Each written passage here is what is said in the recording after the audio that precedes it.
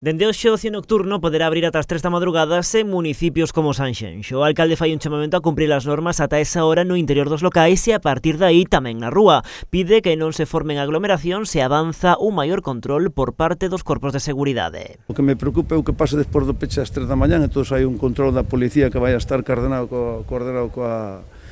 coa Garda Civil, vamos a estar nós tamén presentes. Eu vou a estar desde hoxe hasta o sábado pola noite ou de madrugada pendente moito, porque o que temos é, estamos preocupados por esas festas que se fan despois da hora de peche dos locales, que se queda a xente igual na calle e se fan aglomeracións e se fai ao mellor a unha zona de botellóns que non vamos a permitir. Pola súa banda, os profesionais do sector amósanse confiados no cumprimento dos protocolos por parte dos responsables dese tipo de negocios. O presidente de ECEDES coincide co alcalde en que o problema pode darse fora dos locais, pero acabar impactando sobre o sector.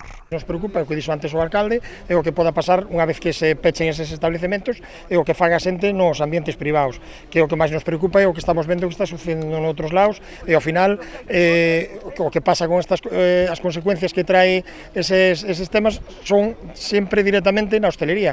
Ao final somos sempre os que acabamos pagando o pato. Apela ao cumprimento das normas por parte da xente para que non aconteza en Sanxenxo o que está pasando en Pontevedra. Eso é un claro exemplo do que pode pasar en calquer concello. En Sanxenxo, ahora tocou a Pontevedra, pode pasar en calquer lado. Polo tanto, estamos moi preocupados. E aparte que temos un problema, é que estás todo o rato tamén traballando con esa ansiedade, con esa sensación de que en calquer momento che pode tocar. Sobre a campaña turística, dende CEDES manexa unha previsión de reservas en torno ao 70% en xullo e dun 80% en agosto. Segundo indican, ademais, prácticamente o 100% dos establecementos hoteleiros do municipio están xa abertos e funcionando con normalidade.